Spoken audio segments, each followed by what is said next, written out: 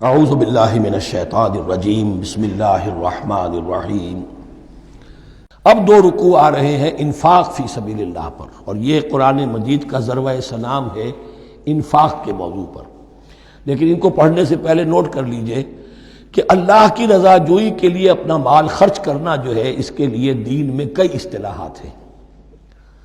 کھانا کھلانا، یطعمون الطعام علی حبہ مسکینا و یتیما و اسیرا، آت المال علی حبہ ذوی القربى والیتامى، ایتاء مال، اعطاء۔ پھر اس سے آگے آتا ہے صدقہ، زکوٰۃ، انفاق، قرض حسنہ۔ یہ 5-6 ٹرمز ہیں، لیکن ان ٹرمز کے اندر ایک تقسیم ذہن میں رکھیے کہ دو مدیں ہیں بڑی بڑی اللہ تعالیٰ کی رضا جوئی کے لیے مال خرچ کرنے کی۔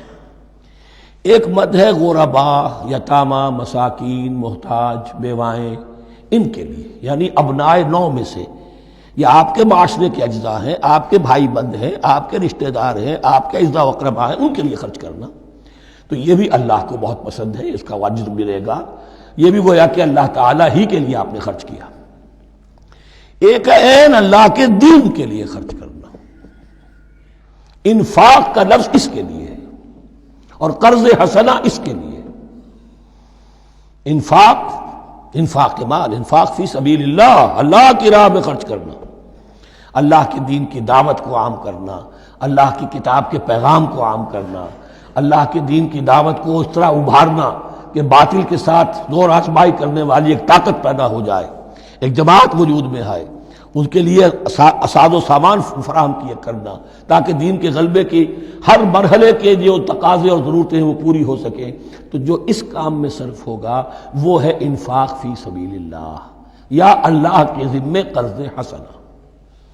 تو یہاں اصل میں اس کی بات ہو رہی ہے، انفاق کی۔ مثل الذین ينفقون اموالهم فی سبیل اللہ ہے، مثال ان کی جو اپنے مال خرچ کرتے ہیں اللہ کی راہ میں۔ عام طور پر یہ فی سبیل اللہ جو ہے وہ سبیل پانی کی بنا دی، وہ بھی سبیل ہے، ٹھیک ہے، وہ بھی سبیل تو ہے، نیکی کا وہ بھی راستہ ہے، سبیل اللہ ہے، لیکن یہ کہ فی سبیل اللہ خرچ جو ہے اس کا بالکل مفہوم اور ہے۔ وہ صدقہ ہے، خیرات ہے، زکوٰۃ بھی اصلاً جو ہے وہ غریبوں کا حق ہے، لیکن اس میں بھی ایک مد سبیل اللہ کی رکھی ہوئی ہے۔ اگر تو آپ کے قریب اعزاء و اقارب ہیں، غرباء ہیں، تو ان کا حق فائق ہے، پہلے ان کو دی۔ بہرحال فی سبیل اللہ انفاق۔ مثل الذین ينفقون اموالهم فی سبیل اللہ کمثل حبۃ انبتت 7 سنابل فی کل سنبلۃ 100 حبہ، مثال ان کی جو اللہ کی راہ میں خرچ کرتے ہیں اللہ کے دین کے لیے، ایسے ہے جیسے ایک دانہ کہ اس سے 7 سنبلیں پیدا ہوئیں، 7 خوشیں، 7 بالیاں، یہ 7 سٹے۔ باجرے کا سٹا ہوگا، کتنے دانے ہوتے ہیں اس میں؟ مکئی کا سٹا ہے، اس میں کتنے دانے ہیں؟ فی کل سنبلۃ 100 حبہ، اس میں 100 دانے موجود ہیں ہر ایک میں، تو ایک دانے سے 700 دانے وجود میں آ گئے۔ اسی طریقے سے اللہ تعالیٰ جو بھی اس کے دین کے لیے مال خرچ کرے گا، اس کے مال میں اضافہ کرے گا، اللہ تعالیٰ ان کو جزا دے گا اور اس کو بڑھاتا رہے گا اپنے ہم۔ واللہ یضاعف لمن یشاء، اور یہ تو تمہیں تمثیلاً بتایا ہے، اللہ اس سے بھی دگنا کرے گا جس کو چاہے گا، صرف 700 گنا نہیں، اور جتنا چاہے گا بڑھائے گا۔ واللہ واسع علیم، اللہ کے خزانوں میں کوئی کمی نہیں ہے، بڑی وسعت والا ہے اللہ، بہت سمائی والا ہے، اور وہ سب کچھ جاننے والا ہے۔ الذین ينفقون اموالهم فی سبیل اللہ، پھر جو لوگ کہ اپنا مال خرچ کرتے ہیں اللہ کی راہ میں، ثم لا يتبعون ما انفقوا منا ولا اذى، پھر جو کچھ وہ خرچ کرتے ہیں اس کے بعد نہ تو تکلیف پہنچاتے ہیں نہ احسان جتاتے ہیں۔ دیکھیے جی، میں نے اس وقت اتنا چندہ دیا تھا، معلوم ہوا کہ میرا حق جو ہے وہ زیادہ ہے، پھر میری بات مانی جانی چاہیے۔ ہم چندے زیادہ دیتے ہیں تو بات بھی تو ہماری چلنی چاہیے۔ یا اگر کسی جو کارکن کو دیا ہے جو اللہ کے دین کے لیے کام کر رہا ہے، یہ بھی ان 2 رکوعوں کے آخر میں بات واضح ہو جائے گی۔ کوئی شخص ہے اللہ کے دین کے کام میں لگا ہوا، آپ اس کو ساتھ تعاون کر رہے ہیں تاکہ وہ اپنی معاش کے اوپر اپنا وقت نہ لگائے، اپنا پورا وقت جو ہے وہ دین کی خدمت میں لگائے۔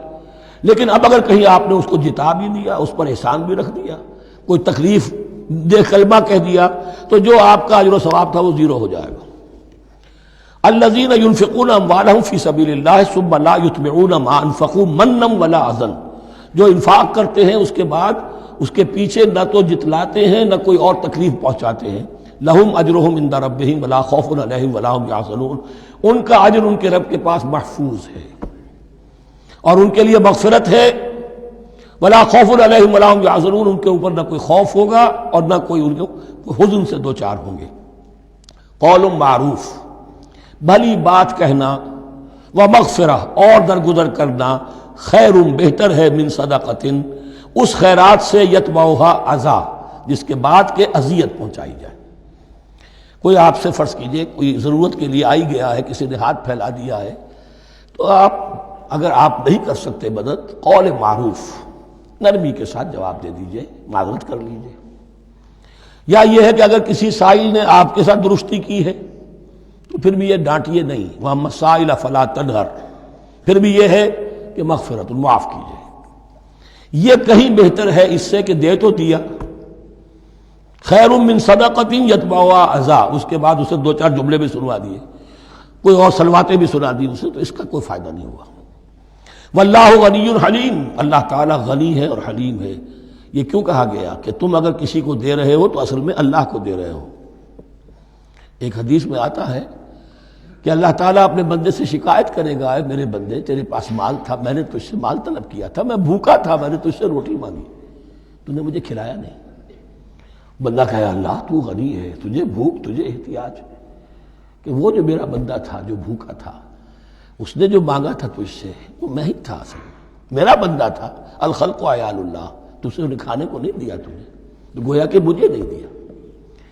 اے میرے بندے میں ننگا تھا، میں نے تجھ سے میں نے چاہا کہ میرا سطر ڈھانپ دے، مجھے کوئی لباس دے دے، لیکن یہ کہ تو نے نہیں دیا۔